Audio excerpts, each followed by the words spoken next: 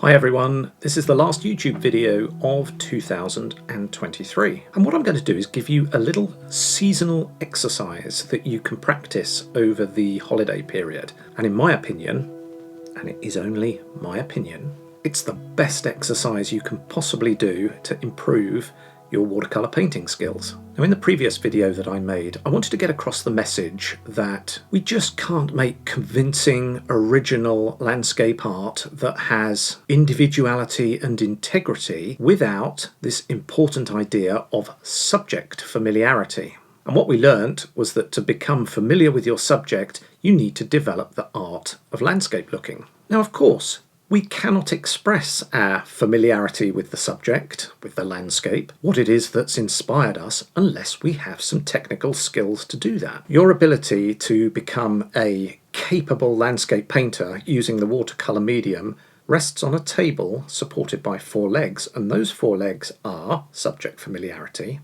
technical skills, planning, and presentation. And in this video, I'm going to show you an exercise that contains all the technical skills that you need to make progress. That may sound like a rather ambitious thing to say, but bear with me, you'll see what I mean. And I've been doing these exercises for years, and I still do them today. You've probably seen me mention them and fiddle around with these in previous videos too, but let's just have a look at it in a little bit more detail, and then you've got something to take away and something to practice over this holiday period. There are other skills and techniques that I could have included in here, but I don't see those as being foundational. These are core techniques and skills that will help you to gain control of the watercolor medium. And they are color mixing, brush strokes, wet on dry and wet on wet, timing, and controlling the wash. And you will see that each one of these comes up in this little exercise that I've got for you. Now, if you stick around to the end of the video, I'm going to explain to you why this little exercise and practicing it regularly is so important. It's almost as if it's the secret to progressing with your watercolor painting. So why don't we get stuck in? Now, the equipment that you're going to need for this exercise is very simple. I've got a block of paper here. It's Langton Prestige Rough. I'm using this paper because it's a paper that I paint on a lot, and practicing on the paper that I use in my paintings makes a lot of sense to me. You may think, well, that's a bit of a waste of an expensive bit of paper, Ollie, but it isn't, because these exercises are invaluable and you need to know how your paper behaves. Get a brush. I'm just using this round brush here. It's a number 10. It's a Sienna by Rosemary & Co. It's a fantastic brush, synthetic, holds loads of water, and it comes to a point nicely. And then choose the paints that you're going to need. And all you need for this really is your 3 primaries. And I'm going to use French ultramarine, yellow ochre, and cadmium red. And I'm going to start by just mixing up some yellow ochre here. And all I'm going to do on the paper really is just make a series of fairly random marks. But in the process of doing that, I'm practicing colour mixing and I'm practicing my brush strokes amongst other things. So I'm going to start off with some yellow at the top here. And I usually start across the top. I've got the board at an angle here, and you can see the paint is pooling at the bottom of where I've put it on. And that bead there is important because I can come back to this and keep this area of my doodle going. I'm just going to come across the paper here. Vary your brush strokes as you do this. Make little quick flicks. Make more detailed marks if you need. Do whatever you want. And then what I'm going to do is I'm just going to mix in a little bit of ultramarine. Come back into here and come across the paper using whatever brush strokes you want. And remember, all the time you're practicing doing these could be brush strokes that are appearing in your landscape paintings. I'm adding a bit more blue here. And then on this side, I'm going to keep it almost pure French ultramarine. And then I'm going to start doing a few different things with it. because what I've been doing here to make this green is mixing on the palette. But I want to show you that you can also mix on the paper. We've got yellow here. If I drop some blue in, those are going to run together and I will get a green. Okay, I haven't mixed it on the palette, but it's mixing on the paper because having gone from painting wet on dry, by putting these into this wet area now, I'm painting wet on wet as well. So I've got both of these things going. Once you've gone across the top from yellow to blue, start introducing some red. So let's put a bit of cadmium red in here. And like I said, keep varying up your brush strokes. Use this as an opportunity to practice what the Chinese are very good at, which is this skill that calligraphers use of rolling the brush in your fingers as you're painting, which allows the tip on the brush to stay nice and sharp. Make whatever marks you want to make. There's no right or wrong to this. Let's come back into here with some more red, and now we've got more of a sort of pinky grey happening here. Try out your broken brush strokes. Look at that. That's a lovely thing to be able to get in a painting, and this is the time to try these things out, not when you're in the middle of the painting and worried about the results. Do it on your pad here. Now I said keep that bead of paint going there because we're going to come back into that now with some red and a bit of yellow ochre. Just using these 3 primaries. And I can pick that up and keep it going, you see. And now I'm coming down this side of the paper with red mixed into this primary. So I'm getting this lovely orange. And look at this wonderful array of colours that I'm getting just from my 3 primaries. Any patterns and brush strokes are acceptable here. Now let's come down into this grey and start introducing this orange colour. Adding a little bit more blue into it and seeing what happens. That wasn't mixed very well. You can see it's sort of gone a little bit too concentrated there, but that's okay. We're doodling. We're not making a painting. There's no right and wrong. Let's come into here too and do the same thing. And what I'm doing, even though it just looks like I'm making a bit of an odd abstract mess here, is I've already practiced a number of things. I painted wet onto dry. I painted wet into wet. You saw me add that blue that's now merged with the yellow and has become green. I'm varying my brush strokes all the time. I've got broken brush strokes here. I'm using the belly of the brush sometimes on the side to get these type of marks. I'm then moving it up to its point so I can get these lovely fine lines, and being able to practice these type of brush strokes is so important because brush skills are what marks out some of the best landscape painters. I was looking at some recently and they all have this in common. They are brilliant at controlling their brushes. Now what I want you to do is to investigate this idea of timing. So at the top here, some of this will have started to dry. Now let's go back to a fairly liquid wash here of this sort of green colour. And I think it's starting to dry here. And just drop some of this into a damp part of the paper. I think that's almost dried, but let's see what happens with this painted on here. Just leave it and watch what develops in front of you. Can you see we're starting to get this nasty bloom forming around where the pigment hasn't got any more wet paint to run into and it's just being deposited around the edge of this wet shape? It's what we sometimes call cauliflowers. They're not particularly nice to look at, although you can use them wonderfully for effect if you know how to do that and you're planning to do that. They're not always bad, but when they're unplanned, they don't look great. And what we're doing is we're learning about how the paint's drying and what we can do with it and what we can't do with it. Now what I'm going to do is mix up a very concentrated mix of my 3 primaries, which gives me this lovely rich dark colour that's not black, but it's really dark. And what if I put this into a damp area of the paper? Can you see? It's totally different. It's still soft on the edge because it's running into this damp area, but because it's far more concentrated than what's here, it's no problem. It's holding its shape. Take your brush with the dark mix on and continue working on your doodle. Seeing if you can get shapes to hold their place on the paper. See what happens if you put your brush down for a period of time as opposed to just a short period of time. It runs out a lot more.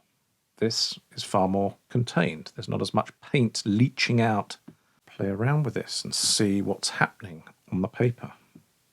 And keep touching this dark colour into areas that you've painted that are at different stages of dryness, just so you can see how it reacts. You'll learn so much doing this about the nature of the medium, how it behaves, how it misbehaves. There's no need to stop here. We can keep going with this, but let's just have a look at it for a minute. We've gone from yellow to green, into the blue, down into this nice pinky grey colour, down into brown. We've got oranges here coming down into browns. All the landscape colours that you're going to need from these 3 primary colours. And so we're practicing our colour mixing, which is so important. The more you doodle, the more you become familiar with your brush, what it can do, whether it's on its side, whether you're using the tip, whether you're making more random patterns here. We've been managing the wash by being able to pick up areas of it that are wet and keeping the whole wash going.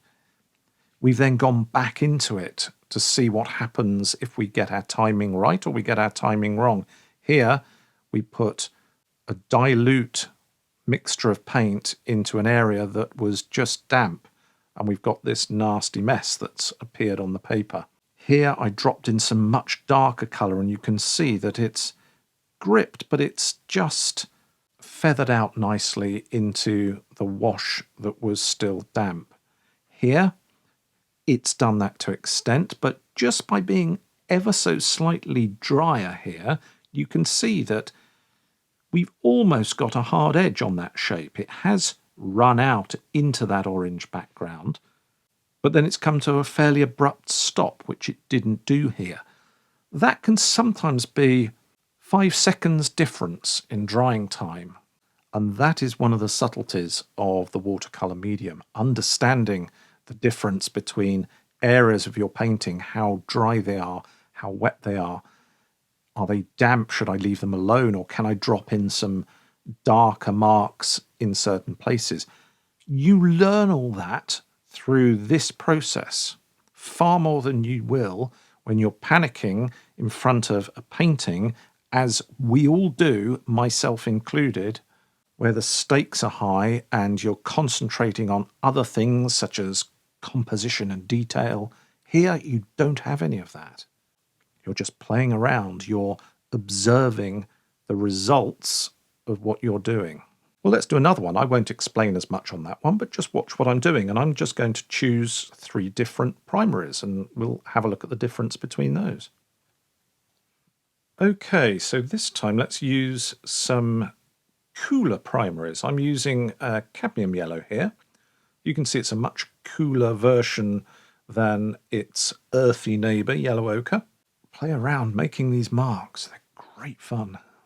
Then I'm going to add into this some Prussian blue, which is a nice vivid cool blue. And you can see I'm getting a totally different green to the one that I got previously.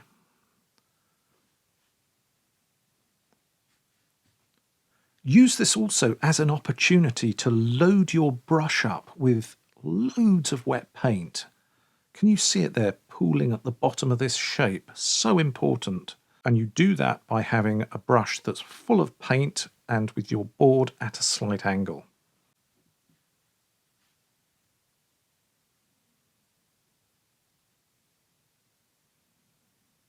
Okay, let's just get some blue in.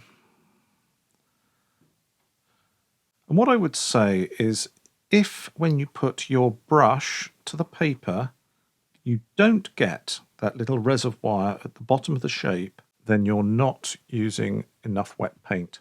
How about some permanent rose? That's a nice cool red, a lovely colour. I use it a lot in my skies. And you can see I'm still able to keep this wash going over this side of the paper because I was using plenty of wet paint when I first painted that area of yellow. And I have a lot of comments from people saying, well, I can just never go back to anything on my paper because it all dries too quickly. And it must be the central heating, or it must be the country that I live in that's very hot.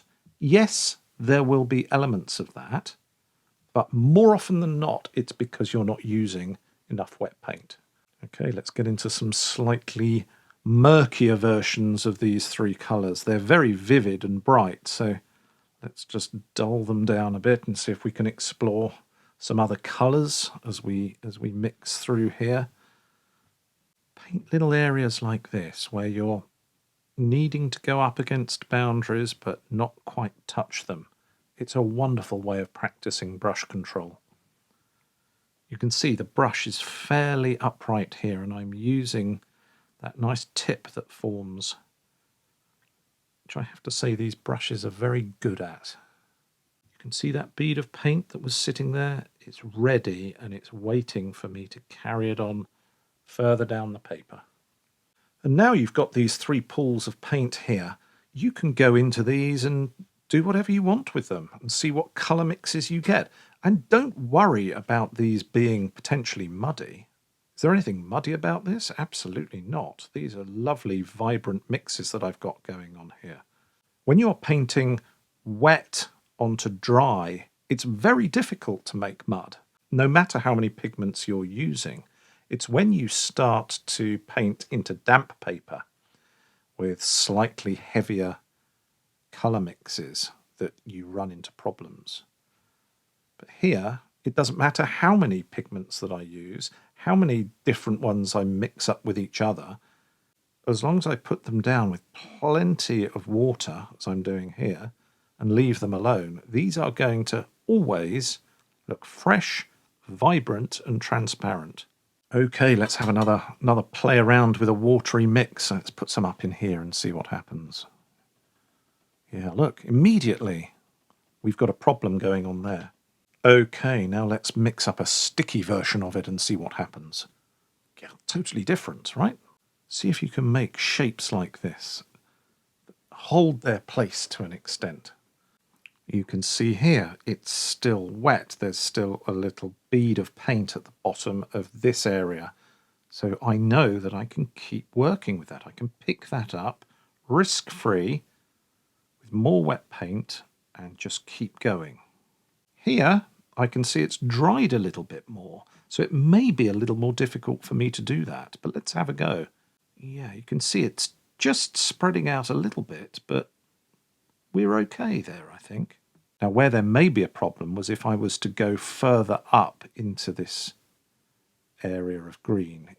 You can see it's just not merging as much. It's becoming a lot drier near the top here, and that is just not quite travelling as freely as it was down here where that nice bead was.